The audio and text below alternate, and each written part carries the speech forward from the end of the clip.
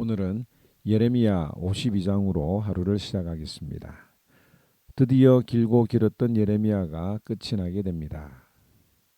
그런데 예레미야 51장 64절에 보면 예레미야의 말이 끝났다라고 이야기를 했습니다. 그렇다면 이 51장까지는 예레미야가 예언한 내용이지만 이 52장은 예언이 어떻게 성취되었는지를 구체적으로 보여주고 증거를 제시하는 내용이라고 볼 수가 있습니다. 그래서 52장은 예레미야가 쓴 것이 아니라 예레미야의 동력자였던 바룩이 추가로 기록했을 가능성이 크다고 하는 점을 우리가 생각을 해 두면 좋겠습니다. 먼저 예레미야의 예언이 어떻게 성취되었는지 구체적으로 오늘 이 52장에서 설명을 하고 있는데 짧게 요약을 해서 한번 생각해 보기를 원합니다. 먼저 예레미야의 시대를 생각하려면 요시야 왕을 먼저 떠올려야 합니다. 요시야 왕은 종교개혁을 단행하고 하나님이 기뻐하시는 일들을 했던 왕이었습니다. 그리고 애국 군대가 아수르와 연합해서 바벨론을 침략하기 위해서 갈그미스로 올라가는 것을 요시야 왕은 기뻐하지 않았고 아마겟돈이라고 하는 무깃도라고 하는 곳에서 애굽 군대를 저지하다가 죽음을 맞이하게 됩니다. 이때 요시야의 셋째 아들이었던 여호아하스가 백성들에 의해서 왕이 됩니다. 그런데 3개월 만에 폐위되고 맙니다. 왜냐하면 이 친애굽 정책을 쓰지 않았기 때문에 애굽의 바로 왕이 여호아하스를 폐위시키게 됩니다. 그리고 요시야의 둘째 아들인 여호야김을 왕으로 애굽에서 세우게 됩니다. 그리고 11년 동안 잘 통치를 했는데 이 여호야김 왕은 바벨론에 의해서 포로로 끌려가게 됩니다. 그리고 여호와의 성전에 있는 모든 기구들까지 다 빼앗기게 되지요. 그 이유는 바벨론의 힘이 더 커져서 친애굽 정책을 쓰고 있는 여호야김을 바벨론으로 데리고 가버린 것입니다.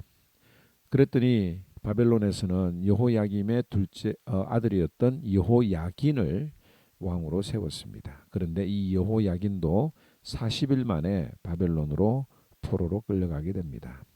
아마 여호야긴도 바벨론 정책을 따라가지 않고 친애굽 정치를 원했기 때문에 바벨론 포로로 끌려가게 되죠. 그래서 바벨론이 마지막으로 세운 왕이 시드기야가 되는 것입니다. 요시야 이후의 그 상황을 보면 애굽에 의해서 또 바벨론에 의해서 여러 국제 정황에 따라 가지고 이 왕들이 세워졌다고 하는 것을 우리가 좀 생각을 하면 되겠습니다. 이 바벨론이 세운 왕 이 시드기야가 11년 동안 통치를 합니다. 그런데 어느샌가 이 바벨론 대신에 애굽과 손을 잡고 바벨론으로부터 독립을 하려고 했습니다. 그래서 화가 난 바벨론 느부갓네살 왕이 예루살렘을 공격을 해서 18개월 동안 포위하게 되는 장면을 오늘 기록을 하고 있지 않습니까? 그러다가 바벨론의 침공을 받자 시드기야 왕은 도망을 가게 되고 바벨론 왕에게 붙잡히게 됩니다. 사로잡힌 시드기야 왕은 눈앞에서 왕자들이 죽임을 당하는 것을 보아야 했고 또 본인은 두 눈이 뽑힌 채 바벨론으로 끌려가 결국 바벨론의 감옥에서 죽임을 당하게 됩니다. 그런데 참 안타까운 것은 시드기야가 자신의 인생의 마지막으로 본 장면이 아들들의 죽음이었다라고 하는 것은 참으로 비참한 일이 아닐까 생각합니다. 아마도 마지막 보았던 것을 평생도록 기억을 할 터인데 그 기억을 떠올리려고 할 터인데 그 기억이 자기 아들들의 죽음이었다라고 하는 사실 앞에 얼마나 마음이 괴로웠겠습니까? 그리고 시드기야 왕이 잡혀가면서 예루살렘 성벽과 성전과 성전의 기물과 기둥들이 다 파괴되고 또 바벨론으로 옮겨지게 되면서 결국 유다는 멸망하게 된다고 하는 것이 오늘 예레미야 52장의 내용입니다. 오늘 이 본문을 통해서 우리가 두 가지를 한번 깨달았으면 좋겠습니다. 하나는 뭐냐면 하나님의 말씀은 반드시 성취된다고 하는 거죠. 오늘 52장은 그 하나님의 말씀이 어떻게 구체적으로 성취되었다라고 하는 것을 상세하게 보여줍니다. 사람들은 예레미야를 거짓 선지자로 모함을 하고 괴롭혔습니다. 그러나 이 52장을 보니까 예레미야가 전한 하나님의 말씀이 현실이 되었다라고 하는 점을 우리에게 증거하고 있지요. 하나님의 말씀은 반드시 성취됩니다. 그리고 마지막 날 예수님께서 다시 오실 때에 일어날 모든 예언들의 말씀들도 반드시 성취된다고 하는 것을 우리가 이 말씀을 통해서 배워야 할 것입니다. 두 번째로 깨달아야 할 것은 바로 하나님의 은혜라고 하는 거죠. 오늘 52장 17절에서 23절에 보면 이런 내용이 나옵니다. 느부갓네살 왕이 성전에 있는 여러 도구들, 기명들을 가져갔는데 하나님께서는 그 리스트를 정확하게 상세하게 적어 놓으셨다는 점입니다. 금은 얼마나 가져가고 은은 얼마나 가져갔는지 또 그것의 길이와 높이가 얼마인지 다 적어 놓았다고 하는 점이죠. 사실 도둑이 물건을 훔치고 난 다음에 가져간 물건에 대해서 그렇게 정확하게 일일이 다 기록하지는 않습니다. 그런데 하나님께서는 이 52장에 분명하게 빼앗긴 물품들의 이름과 또 사이즈까지 다 기록한 이유는 반드시 이 물건들이 성물들이 예루살렘으로 다시 오게 할 것이라고 하는 것을 말하시는 겁니다. 예레미야 27장 22절에 보면 그것들이 바벨론으로 옮김을 입고 내가 이것을 돌보는 날까지 거기 있을 것이라. 그 후에 내가 그것을 옮겨 이곳에 다시 두리라. 여호와의 말이니라. 하나님께서는 이 빼앗긴 물건들이 반드시 돌아오게 될 것이라고 하는 것을 우리들에게 분명히 알려주기 위해서 금이 얼마나 빼앗겼고 은이 얼마나 빼앗겼으며 또 그것에 특별히 성전의 두 기둥의 길이와 높이가 얼마인지 다 기록하셨다고 하는 거죠. 두 번째 살펴볼 하나님의 은혜는 31절에서 34절에 기록되어 있습니다. 31절에서 34절에 보면 여호야긴 왕에 대한 내용이 나오는데요. 여호야긴 왕은 18살의 왕이 되었다가 3개월만 통치하고 바벨론 포로로 끌려가게 됩니다. 그리고 바벨론에서 37년을 지내게 됩니다. 그런데 이 여호야긴에게 놀라운 은혜가 베풀어집니다.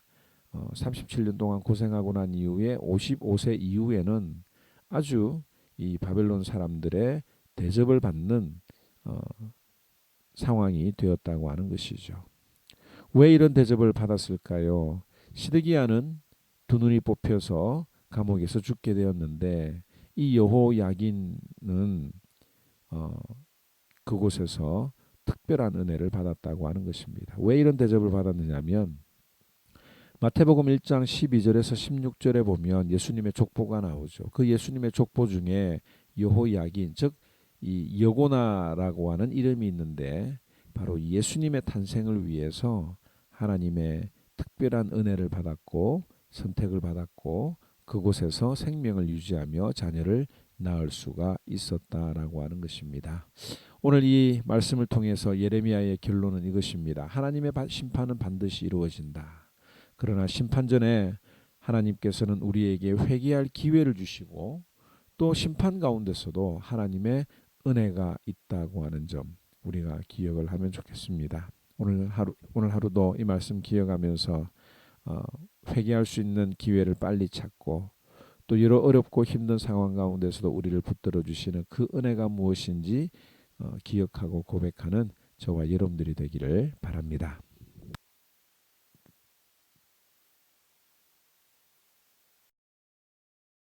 제 52장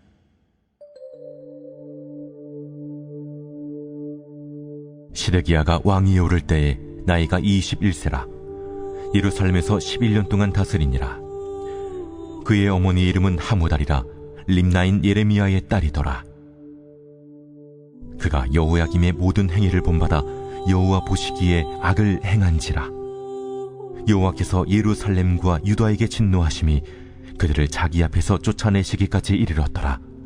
시드기야가 바벨론 왕을 배반하니라. 시드기야 제9년 10째 달 10째 날에 바벨론 왕 느부갓네살이 그의 모든 군대를 거느리고 예루살렘을 치러 올라와서 그 성에 대하여 진을 치고 주위에 토성을 쌓음에 그 성이 시드기야 왕 제11년까지 포위되었더라. 그해 넷째 달 9일에 성중에 기근이 심하여 그 땅 백성의 양식이 떨어졌더라.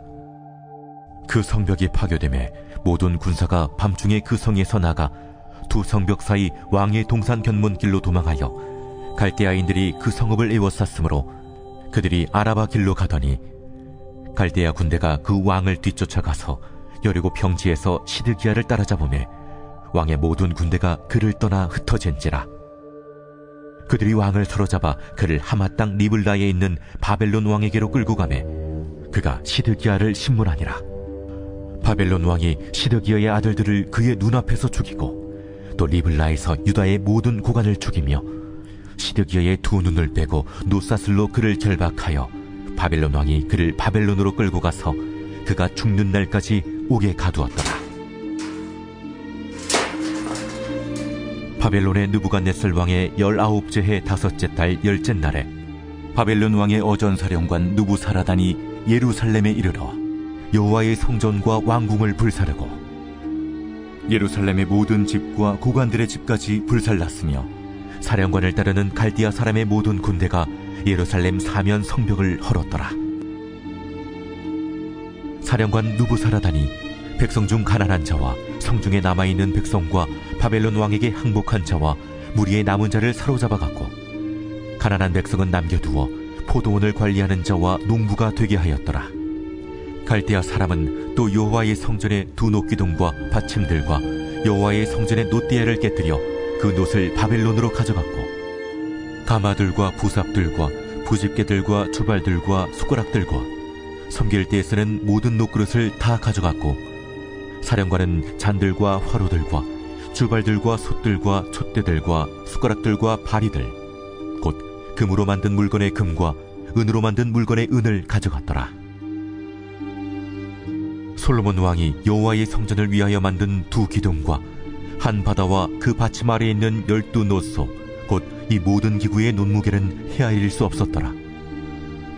그 기둥은 한 기둥의 높이가 18규빗이요 그 둘레는 12규빗이며 그 속이 비었고 그 두께는 4손가락 두께이며 기둥 위에 논머리가 있어 그 높이가 5규빗이요 머리 사면으로 돌아가며 꾸민 망사와 석류가 다 놋이며 또 다른 기둥에도 이런 모든 것과 석류가 있었더라.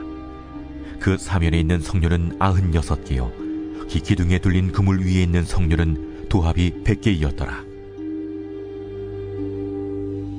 사령관이 대제사장 스라야와 부제사장 스바냐와 성전 문지기 3사람을 사로잡고 또 성 안에서 사람을 사로잡았으니 곧 군사를 거느린 지휘관 1사람과 또 성중에서 만난 왕의 내시 7명과 군인을 감독하는 군 지휘관의 서기관 하나와 성 안에서 만난 평민 60명이라. 사령관 누부사라단은 그들을 사로잡아 림나에 있는 바벨론의 왕에게 나아가매 바벨론의 왕이 하마 땅 림나에서 다 쳐 죽였더라. 이와 같이 유다가 사로잡혀 본국에서 떠났더라. 느부갓네살이 사로잡아간 백성은 이러하니라. 제7년에 유다인이 3023명이요 느부갓네살의 8째 해에 예루살렘에서 사로잡아간 자가 832명이요 느부갓네살의 제23년에 사령관 느부사라단이 사로잡아간 유다 사람이 745명이니 그 총수가 4600명이더라.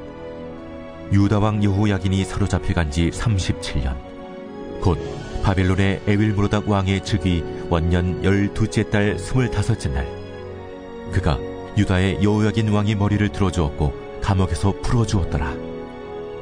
그에게 친절하게 말하고 그의 자리를 그와 함께 바벨론에 있는 왕들의 자리보다 높이고 그 죄수의 의복을 갈아입혔고 그의 평생 동안 항상 왕의 앞에서 먹게 하였으며 그가 날마다 쓸 것을 바벨론의 왕에게서 받는 정량이 있었고 죽는 날까지 곧 종신토록 받았더라.